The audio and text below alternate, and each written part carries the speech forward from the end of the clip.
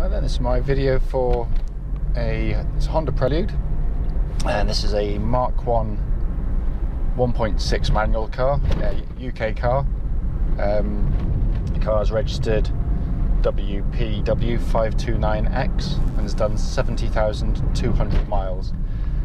Just a bit brief, very brief history on the car. Well, the reason I bought it, basically, when I was about 18, my very first car was an old Datsun Cherry.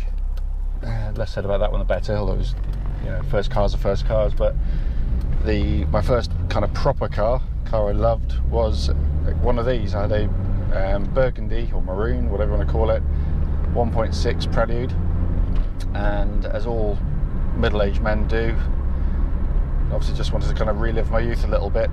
And I found one on eBay I think it was about 4 or 5 years ago now, and bought it with every intention of doing it up and driving it, and basically it just sat on my car pitch kind of rotting in the corner for about 4 or 5 years. Apart from a very brief drive when I first bought it, I did nothing with it. But then about a month and a half ago, we moved our business after 15 years, and I had to move the car. So put the battery pack on it and put a gallon of fuel in, a couple of turns of the key, it fired up, smooth, quiet. All the tyres were flat, so we pumped those up, and I drove it very briefly, and I thought, actually, this drives really, really well. I couldn't get my head around it. So I took it for an MOT test, which we have to have done once a year in the UK, expecting it to fail absolutely abysmally, so I knew whether to just write it off and throw it away, unfortunately. But it actually failed, but only on a couple of very minor stuff, like sort of brake efficiency, which you'd expect given the fact it had been stood for so long, and a couple of bulbs, but that actually was it. There was no major corrosion, apart from the surface stuff you see, but nothing that would fail structurally on the MOT. And basically a couple of weeks ago it passed its MOT. So now I'm in the process of, I'm going to get the exterior, the bodywork redone. It's got plenty of rust, which you're going to expect on a car that's look at my mental arithmetic's appalling, about 35 years old? Can't be. Could be 25, but I think it's 35. But there we go. So that's it. And here I am now driving it into work.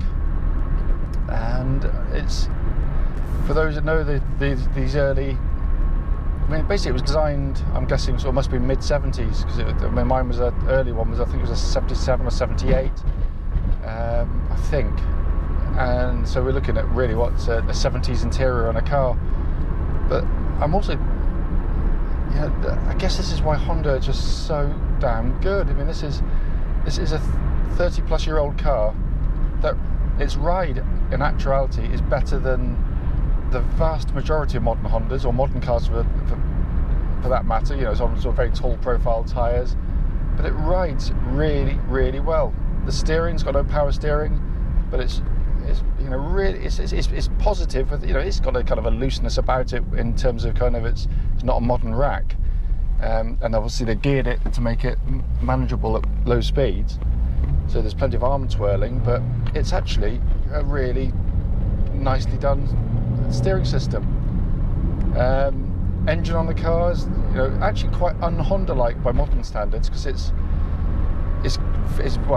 Honda-like in the sense that it's very, very smooth up to about sort of 4,000 RPM, but then it doesn't really want to rev much beyond that. My old one was the same. It was a twin choke again, I think, from memory, but it laboured a bit towards the red line.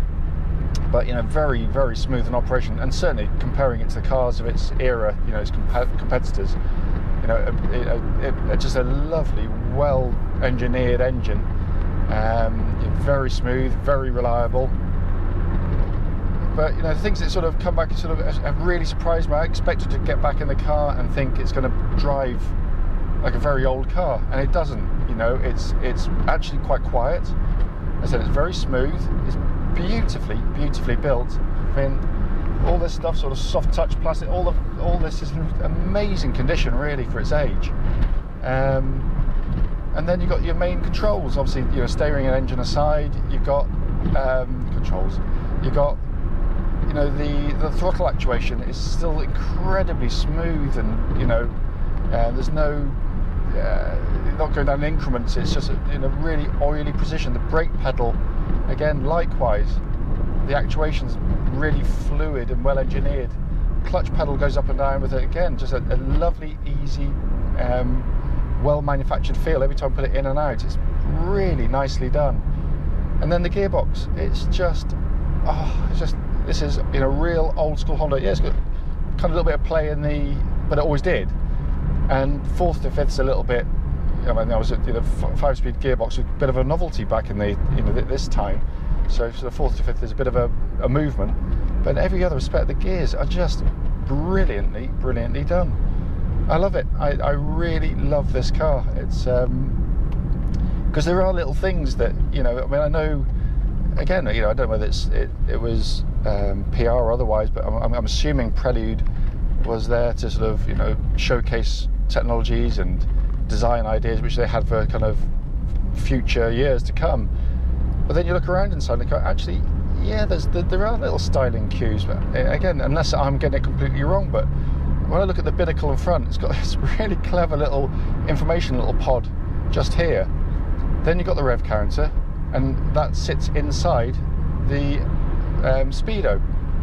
But then if I look at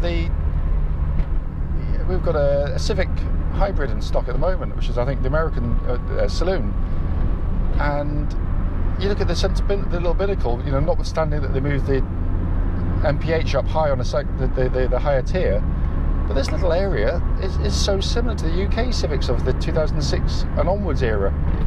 You know, it's different graphics, you know, different, but the principle is so similar.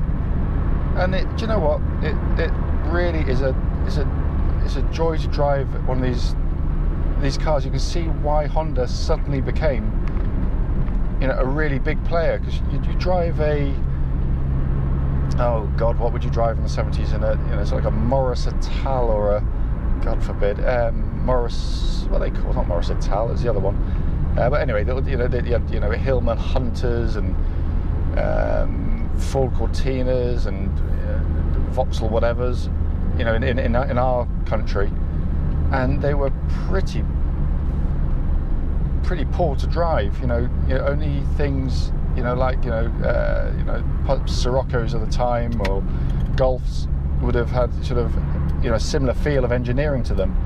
But you know, this is a really cracking little car. But I just wanted to give you a little blast back in time.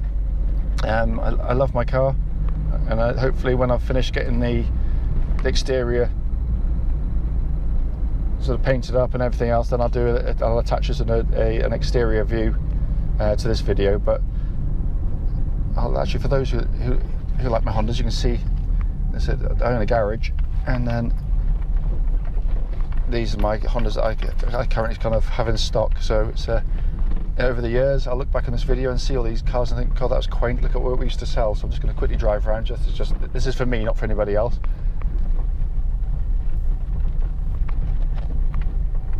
Usually a sea of Honda Civics and Accords and CR-Vs, so there we go.